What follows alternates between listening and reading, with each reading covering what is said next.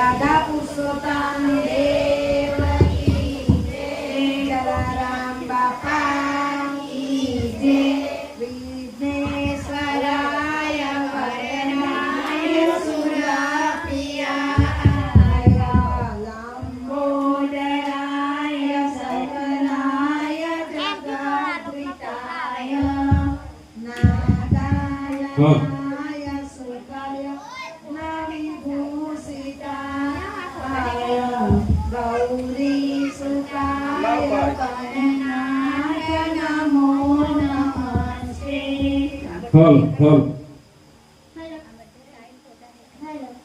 જમના જળમાં કેસર ધોઈ સ્નાન કરાવું શામળા, હરકે હાથે અંગો છોડી લાડ લડાવું શામળા, વસ્ત્રો અંગે લૂછી આપું પીળા પીતાંબર શામળા, તેલ સુગંધી લાડુ નાખું વાંગડિયા તુજ વાળમાં, કુમકુમ કેળું તિલક સજાવું તિલકમ તારા ભારમાં, અલબેલી આંખોમાં અંજન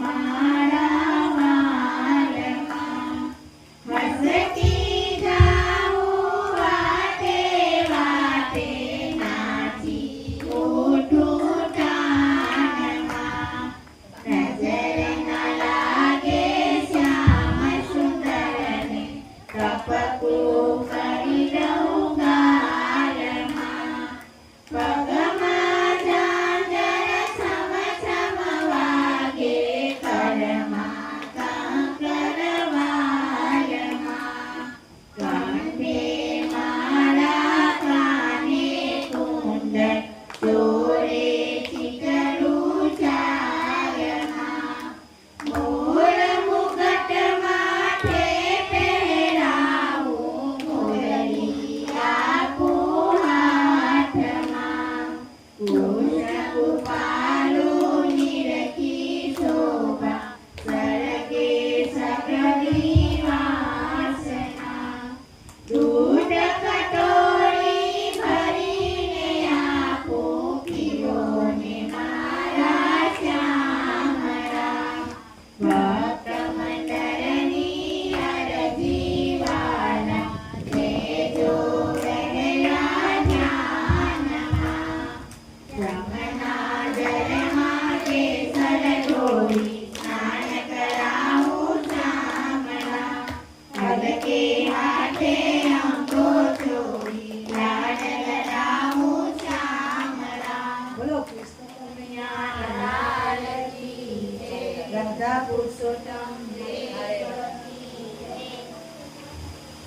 હરે અધિક રાધા પુરુષોત્તમ વ્રત સર્વોત્તમ, જે કોઈ કરશે તે તરશે, હારે નીતે માયાના સૌ બ્રહ્મ વટતી ઉત્તમ, જે કોઈ કરશે તે તરશે, હારે લખ્યું બ્રહ્માએ નારદ પુરાણમાં, હારે કહે સુખદેવજી વ્રત મહાત્મા,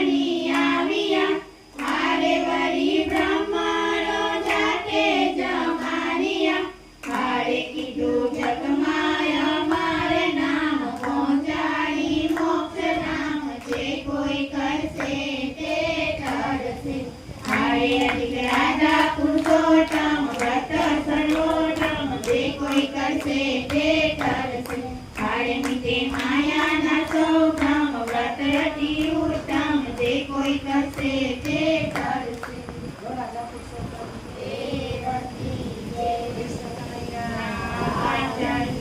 કૃપાલુ ભજમન હરણ ભવ ભય દારુણ નવ કંજ લોચન કંજ મુખ કર કંજ પદ કંદારુણમ કંદર્પા ગણિત અમિત છવિ નવ નીલ નીરદ સુંદર પટપીત માનવ ગદિત રુચિ સુચિ નૌમિ જનક સુતાવર શિરગીત કુંડલ તિલક ચારુ અંગ વિભૂષણ આજાન ભુજ સર ચાપગણ સંગ્રામ ચિત્ર કરે દૂષણ ભજનીન બંધુ દિનેશ દાનવ દૈત્ય વંશ નિકંદન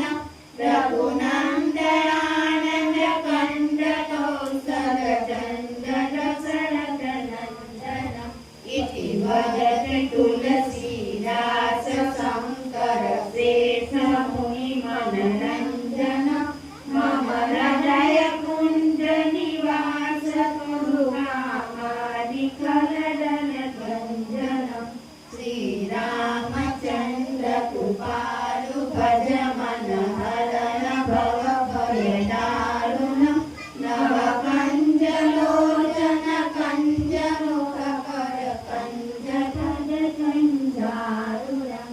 તુલસી રામચંદ્ર ભગવાન કી જય. કરારવિંદે અપદારવિંદમ મુખારવિંદે વિનવેશયંતમ વરસ્ય પત્રસ્ય પુટે શયાનમ બાલમ મુકુંદમ મનસા સ્મરામિ. શ્રી કૃષ્ણ ગોવિંદ હરે મુરારી હે નાથ નારાયણ વાસુદેવ દિવ્યમે પિબસ્વામૃતમે તદેવ ગોવિંદ દામોદર માધવેતિ વિક્રેતુ કામાખિલ ગોપકન્યા મુરારી પાદા પ્રીત ચિત્ત વૃત્તિ દાવ્યાનિકમો અસાધ્યવોચ ગોવિંદ દામોદર માધવેતિ ગૃહે ગૃહે ગોપવધૂ કદંબા સર્વે મિલિતા સમયાપ્યયોગમ પુણ્યાનિ નામાનિ પઠન્તિ નિત્યમ ગોવિંદ દામોદર માધવેતિ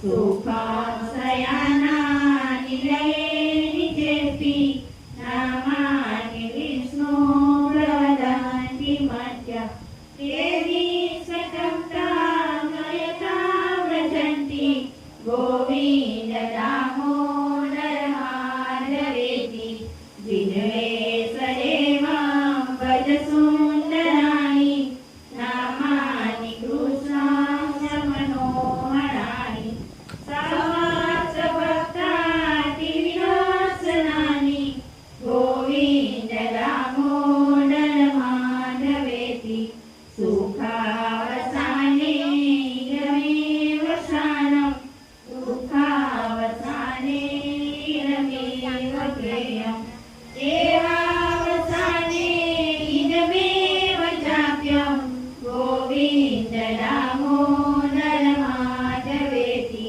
શ્રી કૃષ્ણ રાધા વર ગોકુલેશ ગોપાલ ગોવર્ધનનાથ વિષ્ણુ વિનવે પિબસ્વામૃતમે તદેવ ગોવિંદ દામોદર માધવેતિ વિનવે રસજ્ઞે મધુર પ્રિયાત્મા સત્યમિતર્મા પરમ વદામિ.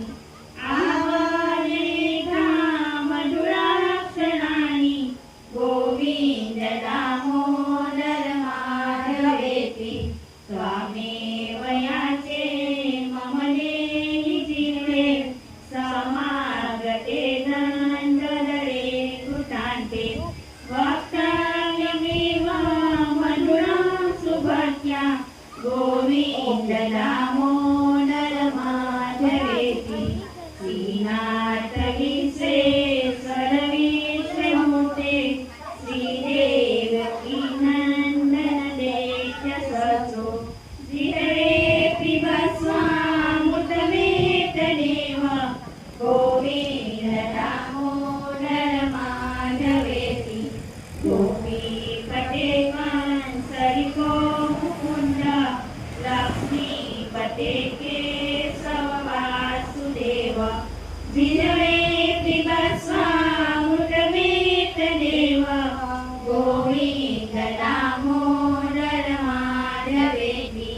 ગોવિંદ દામોદર માધવેતિ બોલો રાધા પુરુષોત્તમ દેવકી જય કનૈયાલાલ કી જય જલારામ બાપા કી જય અમારા અમે એવું કો ફેમિલી નથી આલા દેવકી જય કૃષ્ણ કનૈયા લાલ કી જય જલારામ બાપા કી જય રાજેશ્વર મહાદેવ કી જય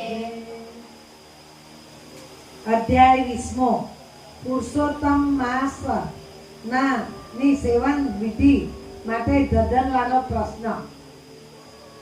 સૂત શંકાદિકે કહ્યું, હે બ્રાહ્મણો, ધધનવાના પૂર્વ જન્મનું વૃત્તાંત શ્રી નારાયણના મુખથી સાંભળી નારદજીનું મન અત્યંત તૃપ્ત થયું નહીં.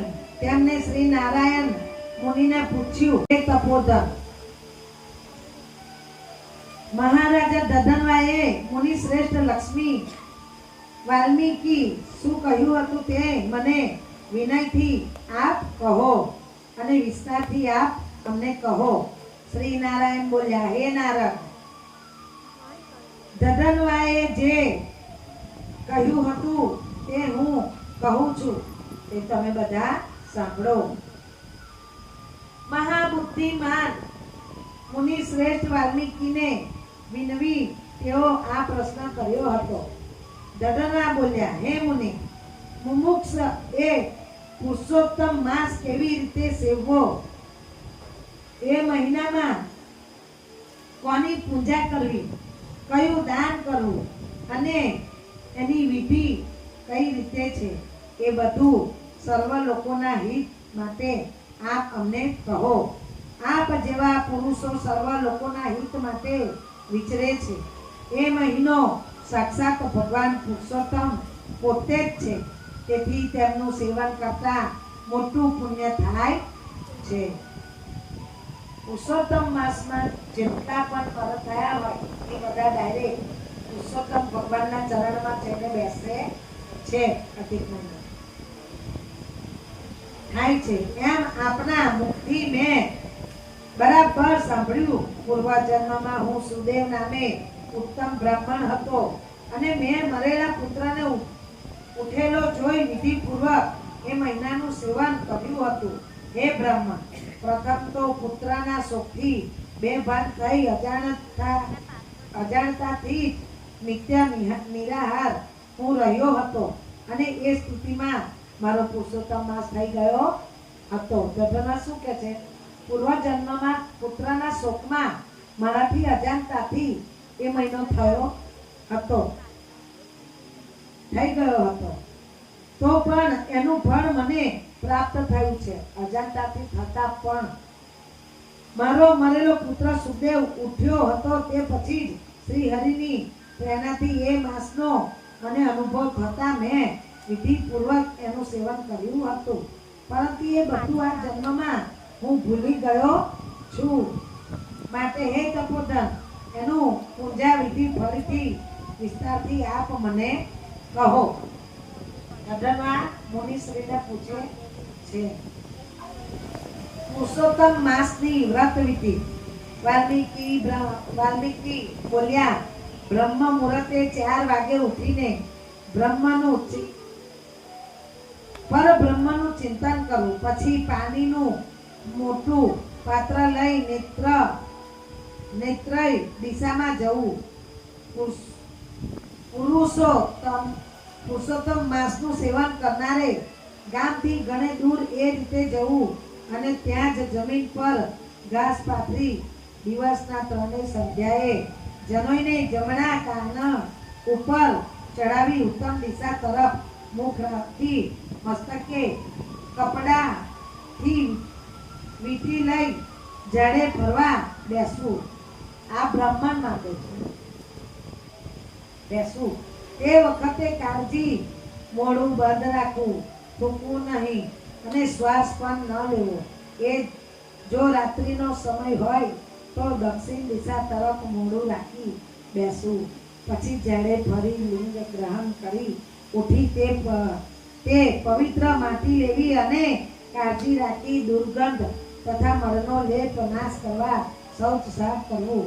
લિંગને 1 વાર, ગુદ્દાને 5 વાર, ડાબા હાથને 3 વાર, બંને હાથને 10 વાર, બંને પગને 7 વાર માટી લગાડી ગૃહસ્થે શૌચ કરવું જોઈએ. એમ ધર્મશાસ્ત્રમાં કહ્યું છે. એ રીતે શૌચ કર્યા પછી ફરી પણ માટી તથા જળ હાથ પગ ધોઈ નાખવા.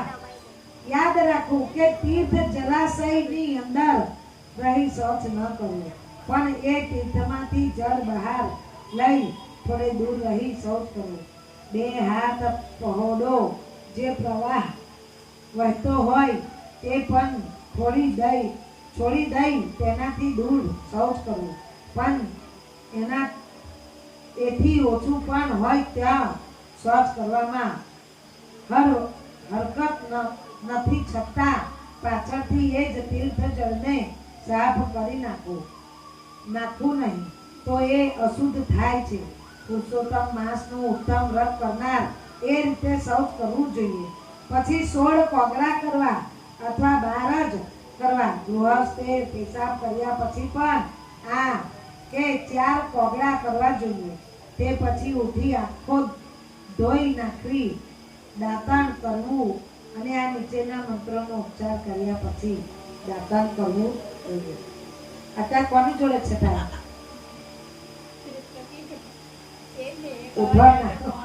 ભાગો. એમાં આજના છોકરા તો અપંગ નહીં જતા હોય પણ દોડાવાના. મંદિર જાય, દેવ દર્શન જાય, બ્રાહ્મણના ઘરે જાય. છોકરાઓને અત્યારથી ટેવ પાડવાની. હે વનસ્પતિ, તું અમને આયુષ્ય, બળ, યશ, તેજ, સંતાન, ધન, બ્રહ્મજ્ઞાન, બુદ્ધિ તથા ધારણ શક્તિ આપ. એ જ દાંતણ પણ અઘેરાનું કે બોરડીનું હોવું જોઈએ. તે 12 આંગળ લાંબુ, છિદ્ર કે સડા વિનાનું, કચલી આંગળી જેટલું જાડું અને અડધા વેડા જેટલું કૂચો કરેલું હોવું જોઈએ. રવિવારે દાંતણ કરવાનો નિશ્ચય છે. તેથી 12 કોગળા કરવાથી શુદ્ધ થઈ શકાય છે. પછી અચાનક આચમન કરી બરાબર સાવધાન થઈ પ્રાપ્ત કાળમાં જ સ્નાન કરી સમુદ્રમાં મળતી હોય તેવામાં સ્નાન કરવાનું ઉત્તમ કહ્યું છે. વાવ, કૂવો કે તળાવમાં સ્નાન કરવું તેને વિદ્વાનોએ મધ્યમ કહ્યું છે. અને ઘેર સ્નાન કરવું તે તો ગૃહસ્થ માટે સામાન્ય કહ્યું છે. ઘરે સ્નાન કરીએ તો સામાન્ય જ ગણે. જે રોજ કૂવે, તળાવે અને વહેતા પાણીએ સ્નાન કરે સર્વાત શ્રેષ્ઠ ગણાય. જેવી રીતના આપણો દરિયો રોજ સ્નાન કરવા જાય, જેવી રીતના આપણી તાપી રોજ સ્નાન કરવા જાય. સ્નાન કર્યા પછી શુદ્ધ અને સફેદ 2 વસ્ત્રો પહેરી સમજુ બ્રાહ્મણે ઉત્તરીય વસ્ત્ર કેશ સદા ધારણ કરવો. તે પછી પવિત્ર સ્થાનને પૂર્વ તરફ કે ઉત્તર તરફ મુખ રાખી બેસવું. શિખા બંધન કરવું અને 2 હાથને ઢીંચણની વચ્ચે રાખવા. તે પછી પવિત્ર ગર્ભની વીંટી ધારણ કરેલા હાથે આચમન ક્રિયા કરવી તે પવિત્ર એડી ન હોવી જોઈએ. એ પવિત્ર એથી ન હોવી જોઈએ. માટે ખાધા પછી એથી થયેલી એ પવિત્રને છોડી દેવી અને દરરોજ નવી ધારણા કરવી. તે પછી અત્યારે મહારાજ આપણે બધું કરવા જાય તો ગામનું કામ રહી જાય. મહારાજ મારે તો આ દાડે આ ટાઈમ જોઈએ જ, ભલે તમારે 4 કામ છે પછી પાછું એમાં તો મોડું જાય થાય. મહારાજને 9 વાગ્યાનો ટાઈમ આપ્યો હોય પણ 10 વાગ્યા લગી તો કઈ ચકલું ના ફરક પડે. એટલે મહારાજ આ બધું કરે જાય તો ધંધો રહી જાય. આચમન કરી ગોપી ચંદનની માટીનું તિલક કરવું અને તે પણ ઊભું લાકડીના આકારે સીધું ને સુંદર હોવું જોઈએ એવું ઊભું અથવા 3 રેખાવાળું ત્રિપુંડ આડું તિલક કરવું. પણ તેની વચ્ચે છિદ્ર તો કરવું જ જોઈએ, કારણ કે ઊભા તિલકમાં લક્ષ્મી સાથે શ્રીહરિ પોતે વસે છે અને ત્રિપુંડ આડા તિલકમાં પાર્વતીજી સાથે સાક્ષાત શંકર સર્વકાળ રહે છે.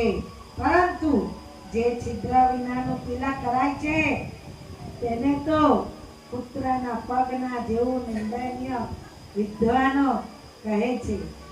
ગળું તિલક જ્ઞાન આપનાર, લાલ તિલક મનુષ્યનો વશ કરનાર અને પીળું તિલક સર્વ સમુદ્રી કરનાર કહેવાય છે. માટે એ સિવાયના રંગનું તિલક ન કરો. એમાં તિલક ધારણ કાળું તિલક કોઈ દિવસ નહીં કરવું, સફેદ કરો ભસ્મ.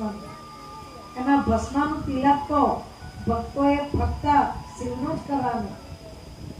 બાકી જો મારે કહેવાની ફરજ ચંદન કે કંકુનું જ કરવાનું, કેમ કે આપણે તો ખાતા એટલે એ ચાલશે નહીં. અને જે દિવસે એ હોય એ દિવસે એ તિલક કરવું નહીં. સ્ત્રીએ ચંદનનું તિલક સુહાગને કોઈ દાળ ચંદન કે ભસ્મનું તિલક સ્ત્રીએ નહીં જ કરવું. સુહાગન સ્ત્રીએ ફક્ત કંકુનું તિલક કરવાથી પાર્વતી અને માતા લક્ષ્મીનો અવતાર ગણાય છે. રંગનું તિલક કરવું નહીં. એમ તિલક ધારણ કર્યા પછી ગોપીચંદનની માટીના જ શંખ ચક્ર આદિ મુદ્રા ચિહ્નો ધારણ કરવા, કારણ કે તે સર્વ પાપોનો નાશ કરનાર છે અને પૂંજાના અંગરૂપ કહેવાયા છે. જે મનુષ્યના શરીર પર શંખ ચક્ર આદિ ચિહ્નો દેખાય છે તેને મનુષ્ય ન સમજવો, પણ એ તો સદાય ભગવાનનું જ શરીર છે એમ જાણવું. જે મનુષ્ય શંખ ચક્ર આદિ ચિહ્નોને નિત્ય ધારણ કરે છે તેના પાપો પણ પુણ્ય બની જાય છે. જેનું શરીર શ્રી નારાયણના આયુધ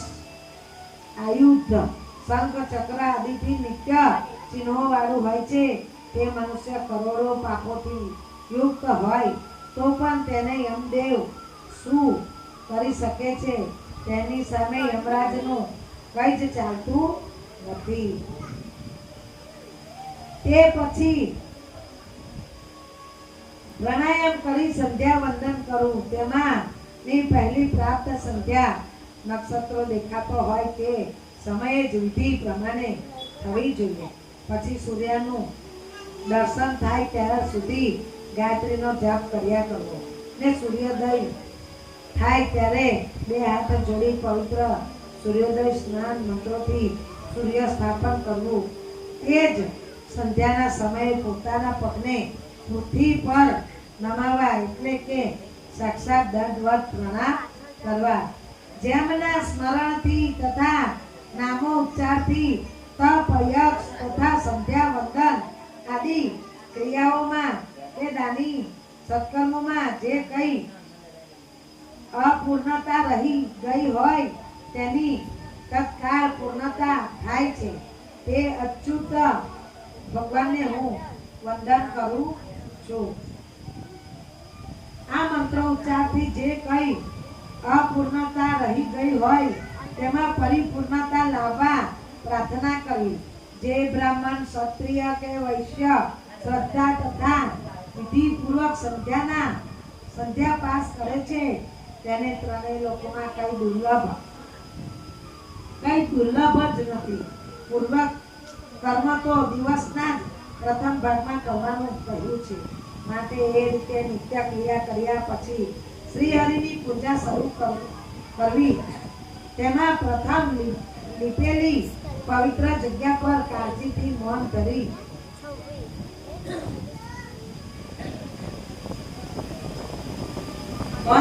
પવિત્ર થઈ ગાયના છાણ વડે ગોળ કે ચોખંડ મંડળ કરવું. તેના પર વ્રતની સિદ્ધિ માટે ચોખા વડે 8 પાંખડીનું કમળ રચવું અને તેના પર સોનાનો, રૂપાનો, તાંબાનો કે માટીનો નવો મજબૂત કાના વિનાનો તથા શુદ્ધ કળશ સ્થાપવો. એ કળશમાં શુદ્ધ તીર્થમાંથી આણેલું પવિત્ર પાણી પવિત્ર પૂર્વક ભરવું. પછી આવું ધ્યાન કરવું કે કળશ ના મુખમાં વિષ્ણુ છે, કંઠે રુદ્ર રહ્યા છે, મૂળમાં બ્રહ્મા, વચ્ચે માતૃ ગણો અને પેટમાં સમુદ્રો તથા 7 ટીપુ સહિત પૃથ્વી રહેલ છે. તેમજ ઋગ્વેદ, સામવેદ, અથર્વવેદ અંગો સાથે કળશમાં રહ્યા છે. એવા ધ્યાનપૂર્વક કળશનું સ્થાપન કરી તેમાં તીર્થોનું આહવાન કરવું. ગંગા, ગોદાવરી, કાવેરી તથા સરસ્વતી પાપોનો નાશ કરનારી છે. માટે મારે ત્યાં શાંતિ સ્થાપવા આ કળશમાં તમે પધારો. તે પછી મંત્રો ઉચ્ચાર પૂર્વક ચંદન, ચોખા, નૈવેદ્ય અને તે કળશ કાળ ઋતુમાં પુષ્પો વગેરે ઉચ્ચારોથી કળશનું પૂજન કરી તેના ઉપર પીળા વસ્ત્રો ઢાંકેલું તાંબાનું પાત્ર તરભાણું સ્થાપવું અને તેના પર રાધા સહિત સોનાની શ્રી હરિની મૂર્તિ પધરાવી. રાધા સહિત સોનાની શ્રી હરિની મૂર્તિ કરાવી જોઈએ. એમ તેમની પૂજા ભક્તિ તત્પર થઈ વિધિ પ્રમાણે કરવું. કેમ કે પુરુષોત્તમ માસના અધિષ્ઠા દેવ પુરુષોત્તમ ભગવાન છે. તેથી પુરુષોત્તમ માસ આવે ત્યારે તેમની પૂજા અવશ્ય કરવી જોઈએ. ભગવાન સંસાર સમુદ્રમાં ડૂબતા મનુષ્યનો અવશ્ય ઉદ્ધાર કરે છે. તેમને લોકમાં મરણ ધર્મી કર્યો. મનુષ્ય ન સેવે ગામ, ધન, પુત્રો, ઘર કે શુભ અશુભ કર્મ ફરી પ્રાપ્ત થઈ શકે છે, પણ ફરી મનુષ્ય કદી મળતું નથી. માટે એ માનવ દેહ મેળવી પ્રભુને સેવા જ કરવું. મનુષ્ય દેહ ધર્મ આચરણ માટે જ છે. આ મનુષ્ય દેહ આપણો ધર્મ અને આચરણ માટે જ છે. ધર્મ માટે શરીરનું રક્ષણ કરવું જોઈએ અને ધર્મ પણ આત્મજ્ઞાન માટે જ આચરવો જોઈએ. કેમ કે જ્ઞાનથી મોક્ષ મેળવવો સહેલો થાય છે. માટે જ ધર્મ આચરણ જોઈએ. દેહ રૂપી એક વૃક્ષ છે અને તેનું ફળ સનાતન ધર્મ છે. છતાં જે મનુષ્ય દેહ ધર્મ રહિત રહે છે તે નિષ્ફળ હોય વાંજ્યા વૃક્ષ જેવું છે. યમરાજનું તેડું આવે ત્યારે માતા, પિતા, સ્ત્રી, પુત્રી કે ધન વગેરે સહાય માટે કામ લાગતા નથી, પણ કેવળ ધર્મ જ સહાય થાય છે. શું કે મનુષ્ય ધર્મ મળ્યો છે આપણને, મનુષ્ય અવતાર.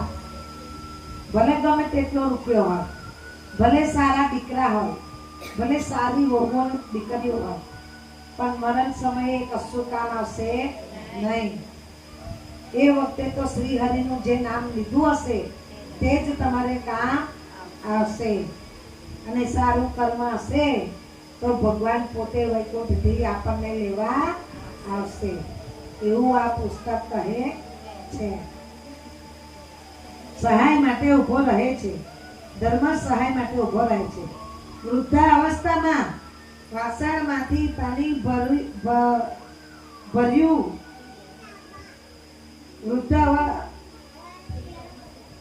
વૃદ્ધ અવસ્થામાં વાઘણ જેવી ભયદાયક છે.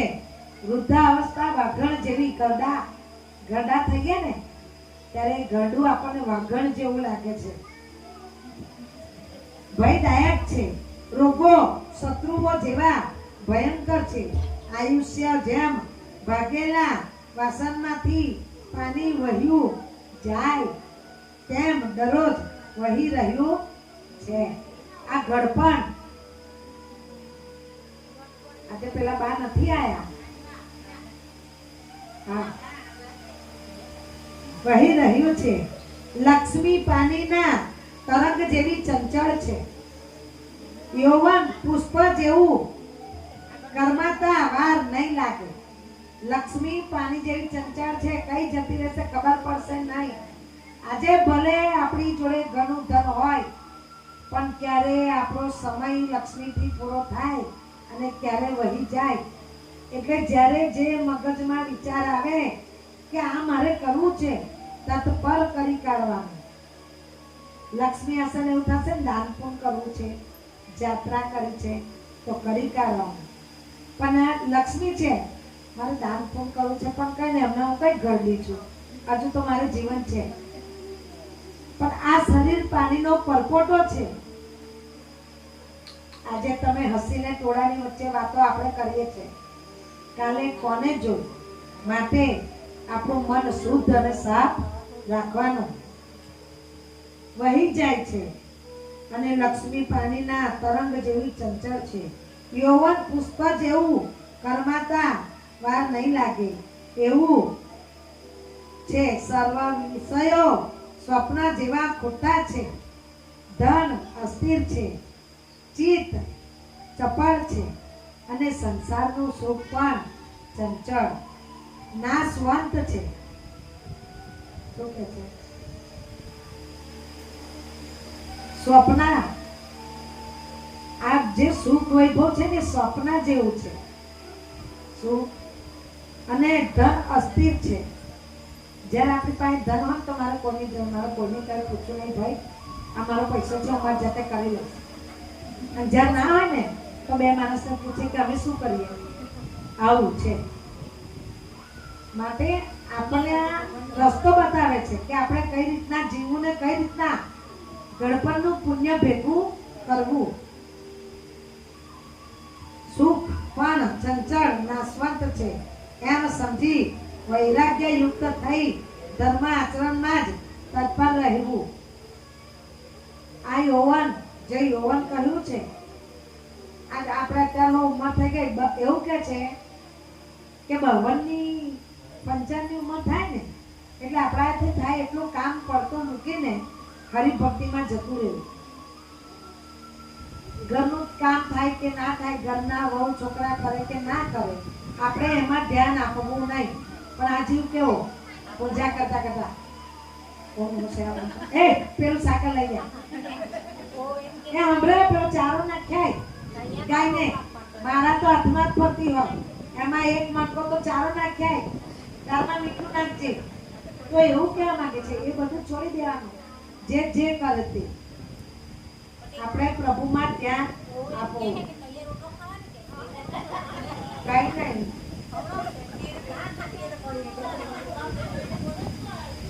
એ સર્વે અઘોર ગળી લીધો હોય છતાં દેડકો જેમ માખી ખાવા ઈચ્છે છે તે કાળે પકડેલો છે, છતાં જીવ બીજાને પીડા કરવા તથા ધન કમાવા મળ્યો જ રહે છે. ગળપણ આવી જાય છે. પેલો દેડકો સાપ કેવો દેડકાને પકડી લે છે, એમ આ આપણું જીવન છે ને કામે જકડી લીધું હોય છે. પ્રભુ ભક્તિ પાછું ભલે જતા હશે આપણે, ના નહીં, ભક્તિ તો એમાં રાજગીરી નંબર 1 ભક્તિમાં, એ તો મેં જોયું. પાછા હા ભૂલી ના જશો કહે એટલે. બાકી રાજગીરી ભલે આટલી મહેનત મજૂરી કરે પણ રાજગીરીમાં ભક્તિ છે, મેં જોયું. માટે આ ભક્તિ સદાય રાખજો. અને ઉંમર વાળાએ તો મંદિરે જઈને બેસવાનું, 2 માળા કરવાની, એક ઘરમાં રહીએ 4 ટોળકામાં બેસીએ ને તો તારી મારી માવલાવાળી થાય. આ મન ચંચળ છે એવું કે છે ચોપડીમાં. અને 4 સારા ભેગા થઈને પ્રભુનું નામ લેશો તો કઈ વાંધો આવે નહીં. પણ આ કળિયુગ છે ને, 4 ભેગા થઈને પ્રભુનું નામ લે ને તો જતા 4 એવું કે હવે આ નવરીઓ ડોહ્યો બેસી ગઈ. બેઠા બેઠા ઘરનું ના કરે, કઈ ઓટલે આવીને હવે બધાને બતાવશે કે અમે ભક્તિ કરીએ. આવું તો મળ્યો જ રહે છે. એ આશ્ચર્ય છે. જેના આયુષ્યને મૃત્યુ ગળી રહેલો છે એવા મનુષ્યને કયું સુખ હર્ષ ઉપજાવે તેમ છે જેમ વૃદ્ધ સ્થાનને લઈ જવાતા કોઈ દેહાત શિક્ષા પામેલા માણસ માટે બધું નકામું છે.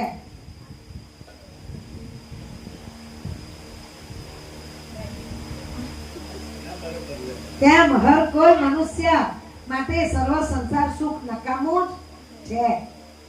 આ તો હાય મારો રૂપિયો, હાય આ મારી જમીન આટલી લઈ લીધી, આ તારું નથી, આ કરવાનું. એક કરે કે બીજું કરવાનું જ છે. કેમ કે કર્યું છે આપણે એવું છે ને. પાછળ એવું તમને કહી દો ને તો કે જ્યાં બેને વ્યાસપીઠ પર બેસીને આવું કરું તે એટલે જવા દો. ના બેન, આપણા છોકરા પાછળ છે. ભીખ નહીં મંગાવવાની છોકરાઓ. આ કળિયુગ છે. હકનું લેવાનું, હકનું હોય એ જવાબ પણ નહીં દેવાનું. શું એટલું ધ્યાન. હક વગરનું ના લેશો, પણ આપણું હોય ને એ છોડવાનું પણ નહીં, એટલું જ ધ્યાન રાખજો. અને વગર હકનું લેવાનું પણ નહીં. સંસારનું સુખ નકામું છે. કેમ કે પ્રત્યેક મનુષ્ય મૃત્યુના પંજામાં તો પડેલો જ છે. ધર્મ કરવા જો મન થાય છે તો ધન સુલભ હોતું નથી, અને જો ધન હોય છે તો ધર્મ કરવા મન થતું નથી. શું કે છે? જેને ધર્મ કરવો છે, પૂજા પાઠ ભક્તિમાં જેને જવું છે એની પાસે પૈસો નથી. અને જેની પાસે પૈસો છે તેને ધર્મ કરવો નથી. એટલે જ્યારે જે વિચાર આવે ને એની ટાઈમ કરી નાખવાનો. એ મન થતું નથી. એ પણ ખેદજનક છે. જો ધર્મ કરવા મન થતું હોય અને તે માટે ધન પણ હોય તો તે વખતે જ તેવું કોઈ સદપાત્ર મળતું નથી. એટલે એ ત્રણેય મન, ધન તથા સુપાત્રનો સંબંધ જે કાળે સાંભળે એ વેળા કઈ વિચાર કર્યા વિના જે ધર્મ કરી લે છે તે જ મનુષ્ય બુદ્ધિમાન ગણાય છે. એટલે એમ કે છે કે જેની પાસે ધન પણ છે અને ધન કરવાની ઈચ્છા થાય છે પણ સુપાત્ર પુણ્ય કરવા મળતું નથી. સુપાત્ર એટલે કે એવું કોઈ મળતું નથી કે કોને કરું. પણ મનના વિચાર આવે તો અમે દર અમાસનું સીધું આપીએ બ્રાહ્મણને, અમારા ગોર મહારાજ. પણ અમારા ગોર મહારાજ જાગીરપુરા રહે. દર અમાસે અમારથી જવાય નહીં. જ્યારે અમે ત્યાં ભેગા હતા તો એ અમાસના નિમિત્તનું કાઢીને જ્યારે જવાય ત્યારે આપીને તો બધી અમાસનું હામતું આપીએ. પણ હવે અમે અહીંયા આવ્યા છે તો રાજેશ્વર અમારા બ્રાહ્મણને તો આપીએ છીએ, અમારા ગોર મહારાજ. પણ આપણા રાજેશ્વર મહાદેવ કેમ કે અમારે લઈને બેસી ના રહેવાય, અમારે ભોગવવું પડે કે અમે મનુષ્ય જ છે, અમે છે તો માણસ જ. એટલે બ્રહ્મને એકલું લઈને પણ ના બેસી રહેવાય. એને દાન પુણ્ય તો કરવું જ પડે. અમાસનું દાન તો કરવું જ જોઈએ. અમાસ, સૂર્યગ્રહણ અને 11 કરતા હોય એને બ્રાહ્મણને જેટલું અપાય આટલું એક વાડકી હો ચોખા અને ઉપર રૂપિયો મૂકીને 11 કરી હોય એ આપ્યા પછી બીજે દિવસ સવારે આજે 11 બીજે દિવસ સવારે લઈને આપે એની 11 ફરી જાય એવું કહેલું છે. હા, બુદ્ધિમાન ગણાય છે.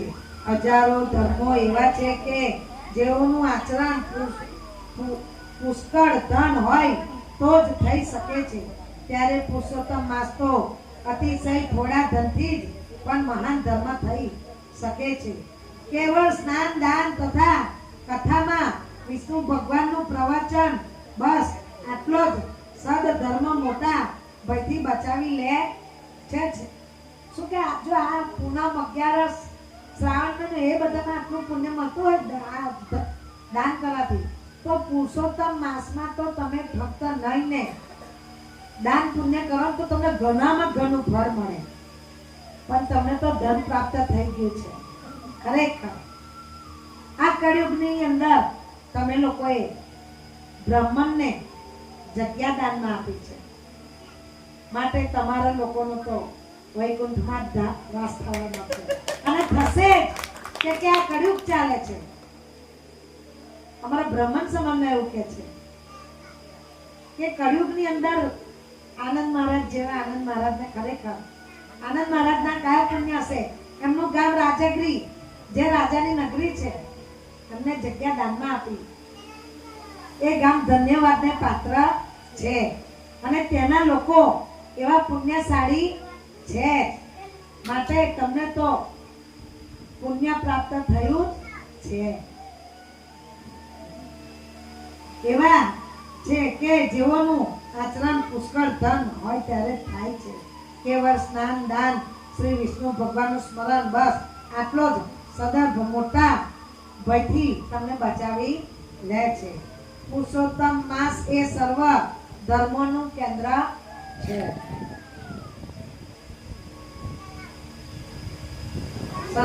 સર્વ ધર્મોનું કેન્દ્ર છે. જેમ ગંગા જ ઉત્તમ તીર્થ છે, કામદેવ જ મોટો ધનુર્ધર છે, વિદ્યા જ શ્રેષ્ઠ ધન છે અને ગુણો જ સુંદર રૂપ છે, તેમ સર્વ મહિનાઓમાં સાક્ષાત પુરુષોત્તમ માસ જ ઉત્તમ મહિનો છે. જો કે એ મહિનો યજ્ઞાદિ સર્વ કાર્યોમાં પહેલા અતિશય નિશ્ચિંત ગણાયો હતો, તો પણ સાક્ષાત ભગવાનની કૃપાથી પૃથ્વી પર ભગવાનના નામે જ પ્રખ્યાત થયો છે. જેમ સર્વ પ્રાણીઓના પગલા હાથીના પગલામાં સમાઈ જાય છે, તેમ સર્વ ધર્મો તથા બધા કાળ પુરુષોત્તમમાં જ સમાઈ જાય છે. આ મહિનાની અંદર જ સમાઈ જાય છે. જેમ સર્વ નદીઓ ગંગા જેવી પવિત્ર નથી, બધા વૃક્ષો કલ્પવૃક્ષ જેવા મનોરથ પૂર્વક નથી, સમગ્ર રત્નો ચિંતામણી રત્ન જેવા કિંમતી અને ઈચ્છા પૂર્ણ નથી, પૃથ્વી પરની ગાયો કામધેનુ જેવી કામના પૂરનારી નથી, સર્વ પુરુષો રાજા જેવા શ્રેષ્ઠ નથી અને સર્વ શાસ્ત્રો વેદો જેવા માર્ગદર્શક નથી, તેમ બધા કાળ પુરુષોત્તમ જેવા ઉત્તમ નથી. માટે પુરુષોત્તમ માસ જેવો મહિનો કોઈ કાળે ઉત્તમ છે નહીં, કારણ કે પુરુષોત્તમ માસના અધિષ્ઠા દેવ પુરુષોત્તમ ભગવાન પોતે જ છે. તેથી એ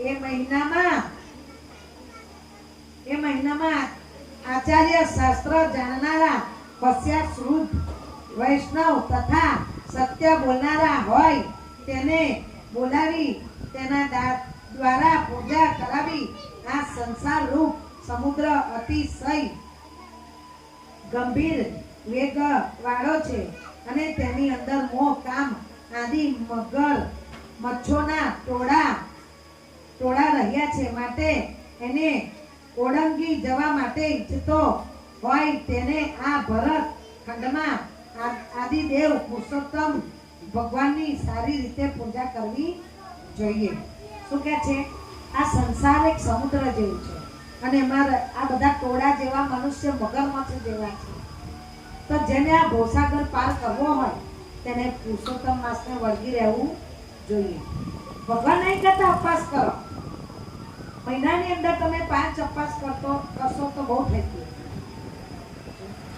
ઇતિ શ્રી પ્રવૃત્તિ પુરાણે પુરુષોત્તમ માસ મહાત્મય શ્રી નારાયણ નારદના દઢણવા નામે અદ્રિ કથન નામ વિષ્ણુ અધ્યાય 20 સમાપ્ત. બોલો રાધા પુરુષોત્તમ દેવ કી જય.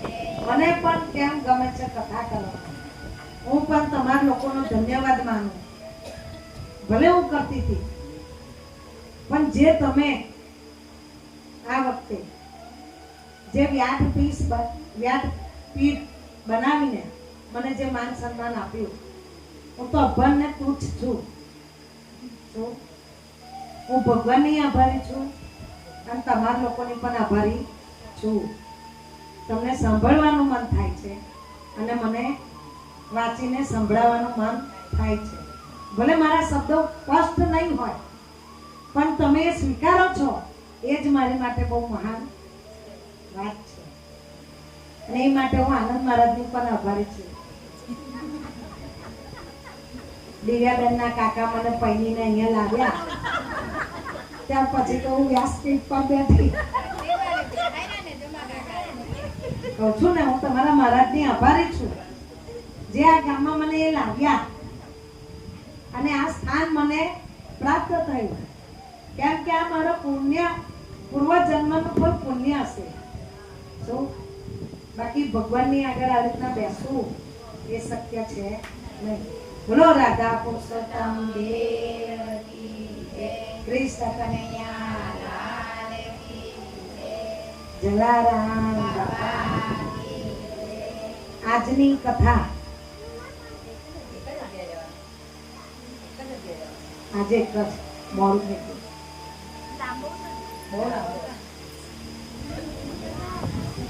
આજની કથા શું છે? ભક્તિ કેવી રીતે પસરે, દાન પુણ્યનું પણ મહત્વ છે. અને આપણે કોઈનામાં ભક્તિ કે આપણે વિચારી આપણે કોઈને કહીએ કે ચાલો ને આજે આપણે ભજનમાં છે, ચાલો ને આજે, પણ એ ના સાંભળે ના તો આપણે છોડી દઈએ કે એને શું કહેવાનું, એ આવતી નથી લાગે. પણ આજની જે વાર્તા છે તે એને સમજવા જેવી છે કે એ તમને ગમે તે બોલી જાય, એ તમારે મનમાં લેવાનું નહીં, પણ એને વારંવાર કહેવાનું કે ચાલને હવે આજે, ચાલને મંદિરે જઈએ, ચાલને કથા સાંભળવા જઈએ, ચાલને આ જગ્યાએ કથા છે. આજે એ કથા છે.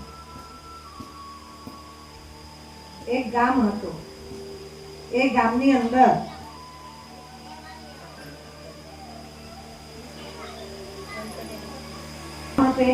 એક બ્રાહ્મણ ને બ્રાહ્મણી રહેતા હતા.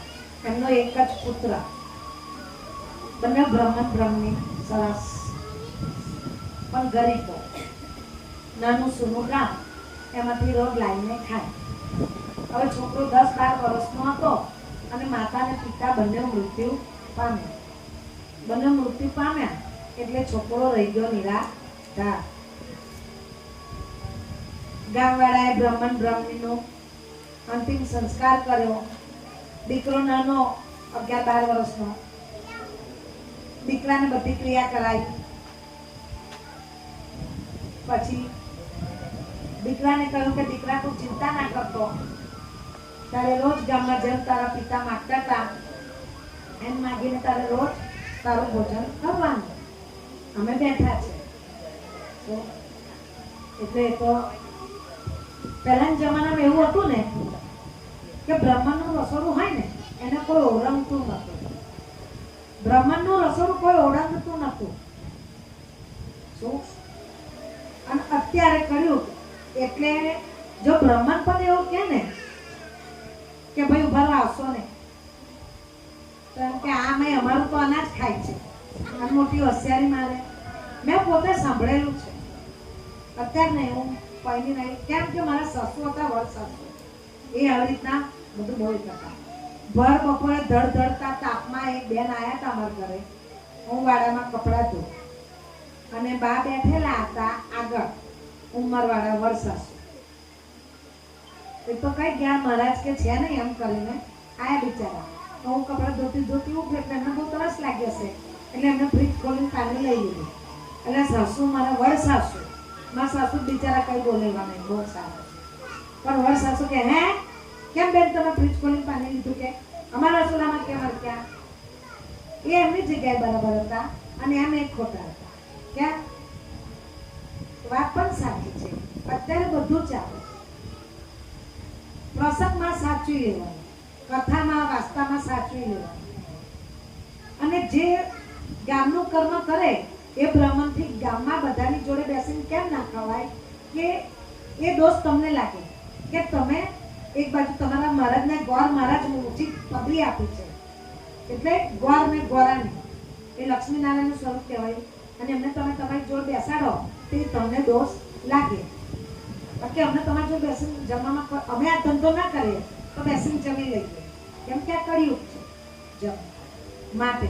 બાકી અત્યારે હમણાં બહાર જઈએ એમાં શું કરવું, પણ જે આપણું આચરણ છે એ પાડવાનું. તો એ બાળક પણ બધા એના મા બાપની ક્રિયા પતિ કરી એટલે રોજ માંગવા જાય અને જે મળે એનું એને જેવું આવે એવું બનાવી ખાય.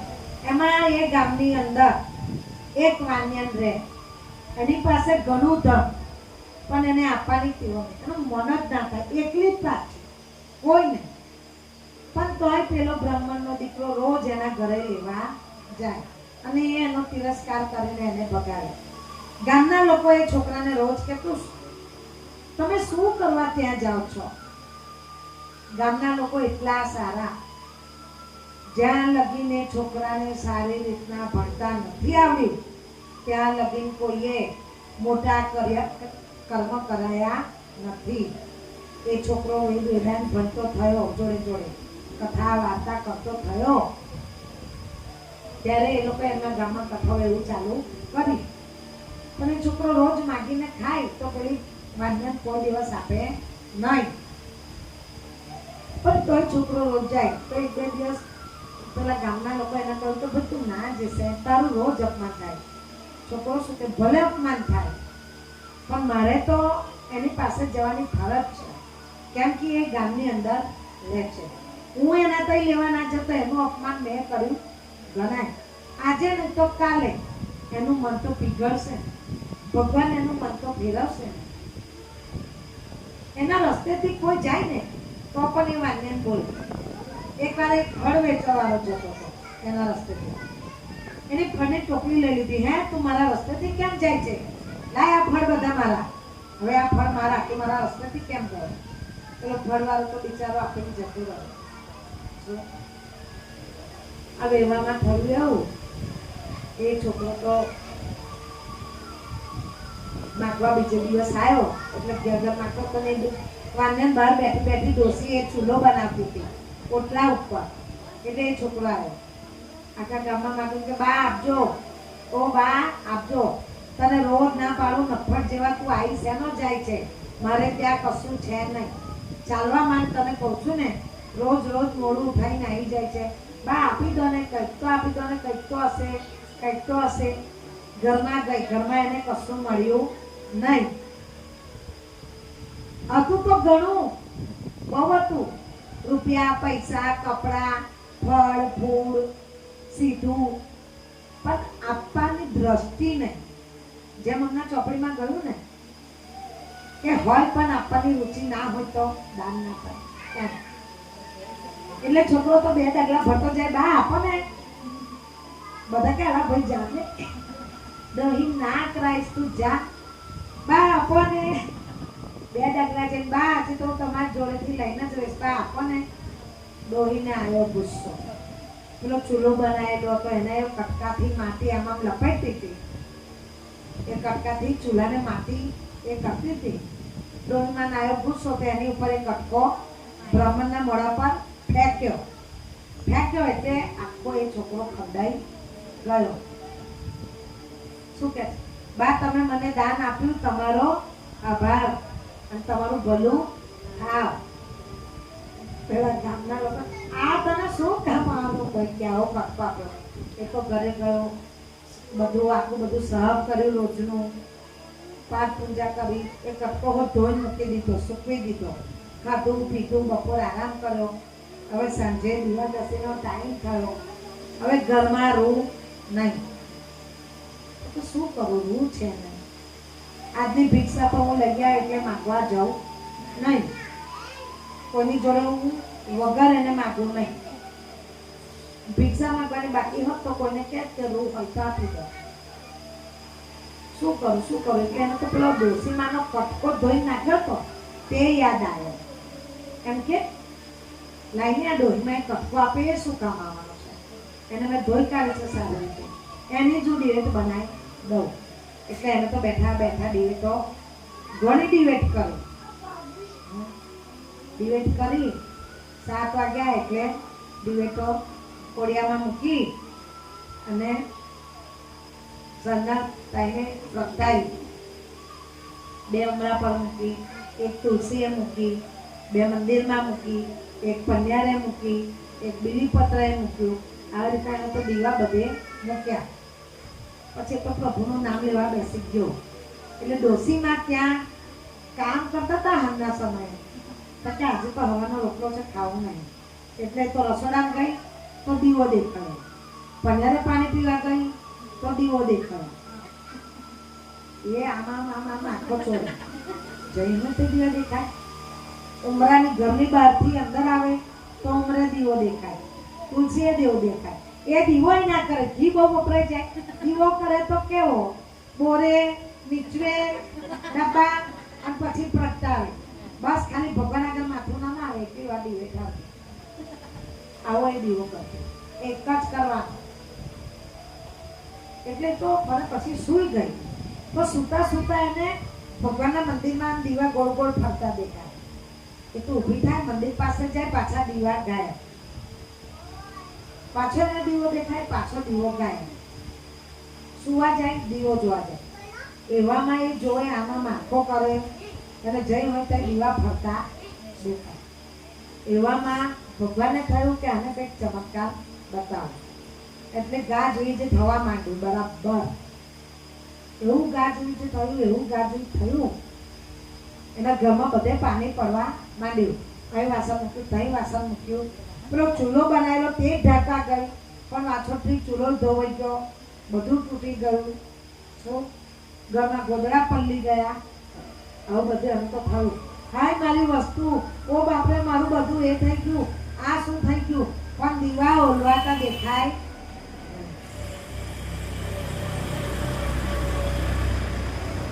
એને દીવા ઓલવાતા દેખાય નહીં. ત્યારે એને એમ થયું કેમ થયું હશે, શું થયું હશે? એ તો ઘરમાં જઈને બહાર આવે કે આ શું થયું છે. એવામાં વરસાદ શાંત રહી ગયો અને થાકી ઘરમાંથી બહારથી અંદર આ હટાયું પેલું હટાયું, થાકી એટલે તો સૂઈ ગઈ. સવાર પડી. એને તો સવારના બ્રહ્મ મુહૂર્તમાં ભગવાન આવ્યા અને કહ્યું કે તું દાન પુણ્ય નહીં કરે તો આ તારો જન્મ એળે જશે. આ તારું બધું જે ધોવાઈ ગયું છે ને, તે હજુ જેટલું બચ્યું હશે ને એ બધું પણ નષ્ટ થશે. તે કાલે બ્રાહ્મણના દીકરાનું અપમાન કર્યું હતું, પણ તે જે એને એ કટકો માર્યો તો તેની એને મારી દિવેટો કરીને મારો દીવો કર્યો, માટે હજુ તને ચેતવું છું. એ દીકરાને તું માફી માંગજે. તેનું અપમાન કરતું, એનું અપમાન એ મારું અપમાન. કેમ કે એ દીકરાએ દીવો કર્યો ત્યારે એવું કીધું કે જેને મને આ કટકો આપ્યો છે અને એ કટકાની મેં આ દિવેટો કરી છે, હે પ્રભુ એને પણ તમે સુખી રાખજો. માટે મારે તારી વારે આવવું પડ્યું છે. પણ હવે તું જો નહીં સુધરે તો તારું સર્વસ્વ હું હરી લઈશ.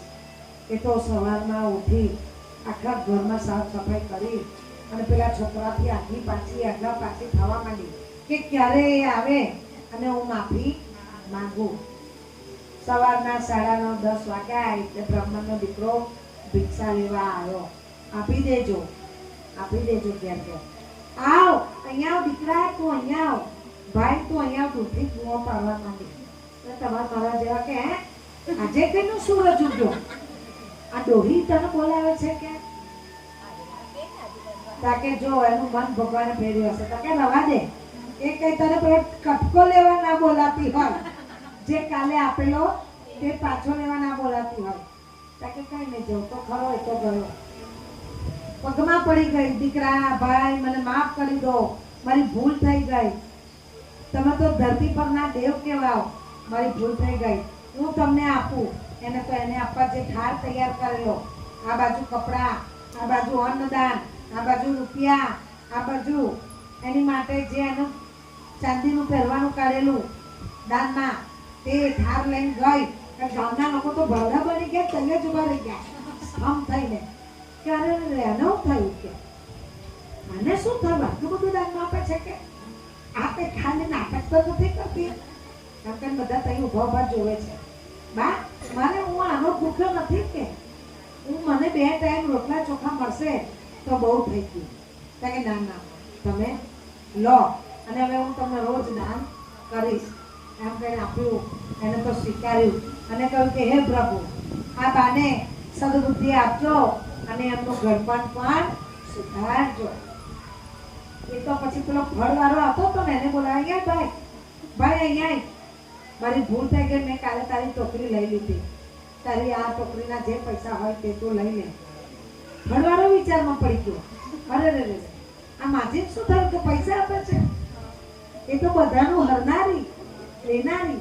અને દીકરા અહીંથી આવો બધા છે જો મારા રસ્તેથી, હું આ બધું બાંધી નથી જવાની, આ બધું અહીંયા જ રહેવાનું છે, માટે બધા આપણે હળી મળીને રહીશું એમ કરીને તો સુધી રોજ દેવ દર્શન જાય, પૈસા લઈને જાય, બ્રાહ્મણને દાન કરે, સાધુ સંત બેઠા હોય એમને દાન કરે. માટે ભક્તિ આવી રીતના પસરે છે. એ ના પાડતી હતી માજી દાન આપવાનું, પણ એ બ્રાહ્મણ અડે ગળે એને કહેતો હતો કે માજી, બ્રાહ્મણનો દીકરો, માજી દાન પૂર્ણ કરો તો તમારું ભાવ સુધરે, માજી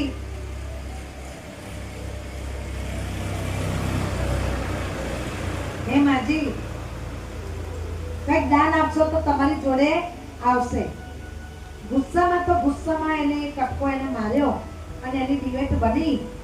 ત્યારે એને ભગવાનને પ્રાર્થના કરી, માટે આપણને કોઈ ભલે ખોટું કહી જાય પણ આપણે એવું જ કહેવું કે હા તારું સારું થશે તો ભગવાન આપણી સાથે છે. એનું તો સારું થશે પણ એનાથી ડબલ આપણું સારું થશે. માટે ભક્તિ પસરાવવા માટે આપણે લોકોને દોરવાના છે. અને આ વર્ષે દોરવા માટે આપણે લોકોએ કથા લાઈવ કરી છે. હે ભગવાન, જેવા તમે પેલી વૃદ્ધ ડોસીને ફર્યા એવા અમને સૌને સદબુદ્ધિ આપજો અને સારા રસ્તે દોરજો. બોલો રાધા પુરુષોત્તમ દેવ કી જય, કૃષ્ણ કનૈયા લાલ કી જય. અસ્તુ.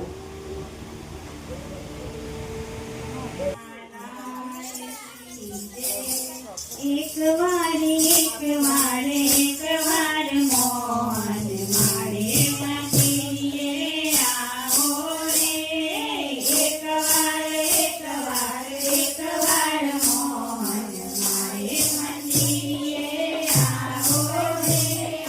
કંકુ કેસરના સાટિયા પુરાવું, કંકુ કેસરના સાટિયા પુરાવું, શેરીએ ફૂલ ડાવેલાવું રે. શેરીએ ફૂલ ડાવેલાવું રે. એક વાર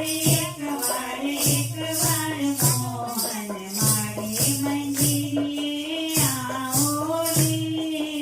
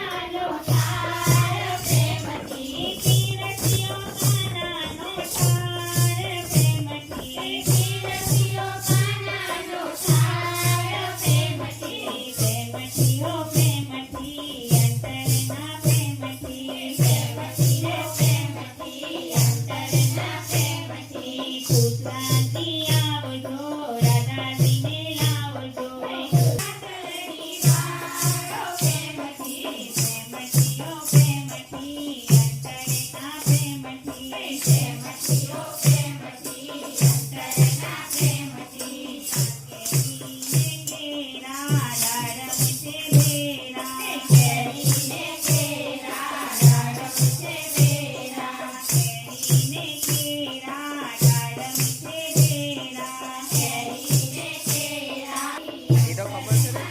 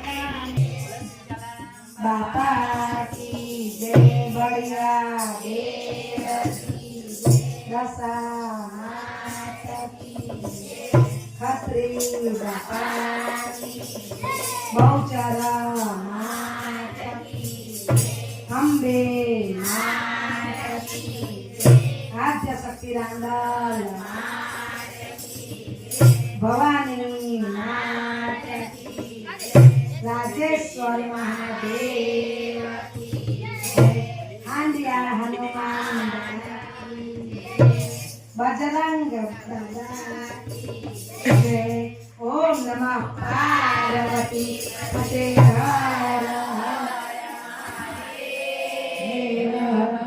अवधूत चिंतन गुरुदेव दत्त अवधूत चिंतन गुरुदेव दत्त अवधूत चिंतन गुरुदेव दत्त अपने अपने माता पिता की जय सदगुरु देव की जय सनातन धर्म की जय वृंदावन कृष्ण चंद्र की जय सियावर रामचंद्र की जय।